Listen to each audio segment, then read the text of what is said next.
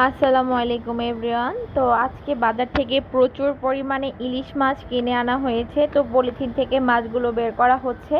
একদমই টাটকা মাছ ছিল, খুবই খুবই মজার মাছ ছিল, যা বলে বোঝানো যাবে না। তো মাছগুলোকে দুই শ্রেণীতে ভাগ করে নেওয়া হয়েছে। আর এর আগে অনেকগুলো মাছ কেনা হয়েছে, সবগুলো আমরা ফ্রিজে স্টক করে রেখেছি। তো আজকেও প্রায় 10 কেজিরও বেশি ইলিশ মাছ কেনা হয়েছে। এগুলো আজকে আমরা কিছুটা রান্না করব, আর কিছু বাকি বেশিরভাগই মাছ তুলে রাখবো।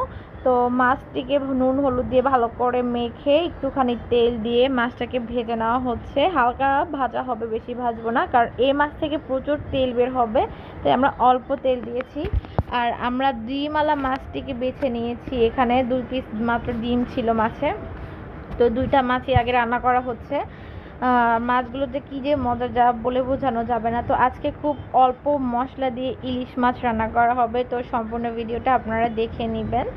তো আমার মাছ ভাজা শেষ, আমি কড়াইতে মাছ ভাজার তেল অ্যাড করে দিচ্ছি, আর সাথে দিচ্ছি পেঁয়াজ বাটা। মাছে যদি আপনি পেঁয়াজ বাটা দেন, বিশেষ করে ইলিশ মাছ রান্না করার সময়, তাহলে কিন্তু ইলিশ মাছের স্বাদ আরও বেশি দ্বিগুণ হয়ে যায়। তো এখানে দিয়ে দিলাম সামান্য একটু লবণ। আর মাছ ভাজার সময় বেশ খানিকটা লবণ দেওয়া হয়েছে। আর এখন দিয়ে দিচ্ছি হচ্ছে একটু কাঁচামরিচ বাটা। কাঁচামরিচ বাটা দিলে কিন্তু ইলিশ মাছের স্বাদ আরও বেশি বেশি ভালো লাগে। আর এখন দিয়ে দিচ্ছি হলুদের গুঁড়ো, অল্প হলুদের গুঁড়ো দিব। আর ইলিশ মাছে আমি একটু হলুদ কম খাই, যার কারণে মাছের স্বাদটা কিন্তু বেশি ভালো লাগে।